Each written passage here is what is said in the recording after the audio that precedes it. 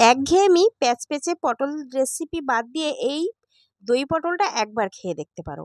আসসালামু আলাইকুম everyone, welcome to Mampi's kitchen. খেতে দারুণ টেস্টি হয়। একবার খেলে বারবার কিন্তু বাড়ির সবাই তৈরি করে খাওয়াতে বলবি, এটা আমার গ্যারান্টি।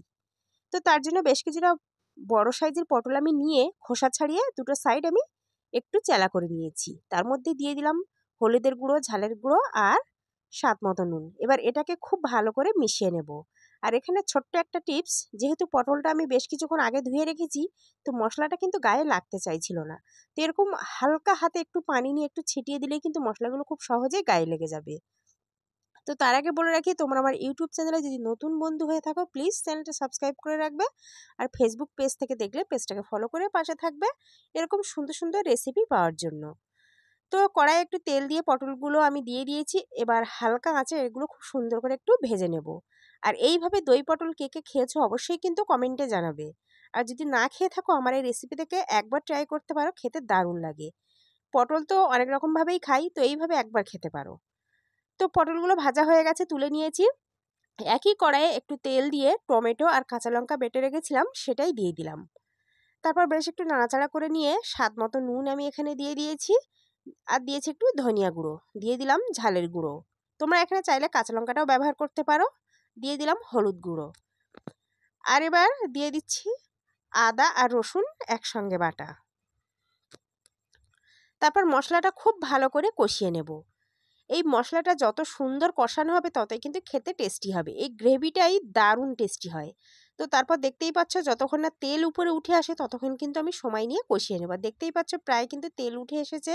আমি কিন্তু মিডিয়াম আঁচে এটা ভালো করে কষিয়ে নিচ্ছি।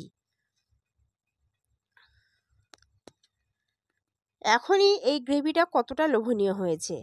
তো এই পর্যায়ে আমি পটলগুলো সমস্তটা দিয়ে দিলাম যখনই উপরে তেল উঠে আসবে। তো পটলটা দিয়ে বেশ ভালো করে মশলার সাথে আমি একটু কষিয়ে নিচ্ছি। এখনই কিন্তু দেখে জিভে পানি চলে আসছে, এতটাই লোভনীয় হয়েছে। আমার বাড়িতে কিন্তু এই পটলের মানে দই পটলটা প্রায় হয়ে থাকে। আর পটলের ভাপা মানে যে পটল ভাপা রেসিপিটা, ওটা কিন্তু আমার পেজে বা আমার ইউটিউব চ্যানেলেও আছে, তোমরা চাইলে দেখে নিতে পারো। ওটা কিন্তু খেতে দুর্দান্ত স্বাদ হয়। তো তারপর মিক্সিটা আমি যেটা টমেটো আর কাঁচা লঙ্কাটা বেটেছিলাম সেই মিক্সিটা ধুয়ে অল্প একটু পানি আমি এখানে অ্যাড করে দিলাম। তো পানিটা শুকিয়ে নেব। তো দেখতেই পাচ্ছ পানিটা শুকিয়ে গেছে। আমি আবারও বেশ ভালো করে নাড়াচাড়া করে নিচ্ছি। এটা যদি গরম ভাতের সাথে পরিবেশন করা যায় তাহলে আর কিছুই লাগে না। যারা পটল প্রেমী আছো তাদের জন্য তো এটা ভীষণই একটা টেস্টি খাবার। আর যারা পটল খেতে পছন্দ করো না, এই রেসিপিটা এইভাবে একবার ট্রাই করতে পারো। তো দেখতেই পাচ্ছ অনেকটা মানে গ্রেভিটা বেশ শুকনো হয়ে এসেছে। এই পর্যায়ে আমি একটু চিনি দিয়ে দিয়েছি স্বাদটা ব্যালেন্স রাখার জন্য। আর এখানে দিয়ে দিলাম 3 চামচ মতো টক দই। এটা আমি একদম লো আঁচে ভালো করে মিশিয়ে নিয়েছি। খুব সুন্দর করে আমি মিশিয়ে নিয়েছি। দেখতেই পাচ্ছ টক দইটা আগে থেকে একটু ফেটিয়ে রেখেছিলাম। তারপর এখানে দিয়ে দিলাম একটু গরম মশলার গুঁড়ো। আমি এখানে সানরাইসের গরম মশলাটা ব্যবহার করছি, এটা ভীষণই ভালো। তো মশলাটা দিয়ে আমি বেশ ভালো করে নাড়াচাড়া করে নিচ্ছি। আমি একদম সহজভাবে এই দই পটলের রেসিপিটা দেখানোর চেষ্টা করেছি। আশা করি তোমাদের ভীষণ ভালো লাগবে। তো প্রায় আমাদের হয়ে এসেছে। তো এই পর্যায়ে 1 চামচ মতো ঘি আমি এখানে দিয়ে দিয়েছি। তো তারপর বেশ ভালো করে আমি একটু ঘিটা মিশিয়ে নিচ্ছি।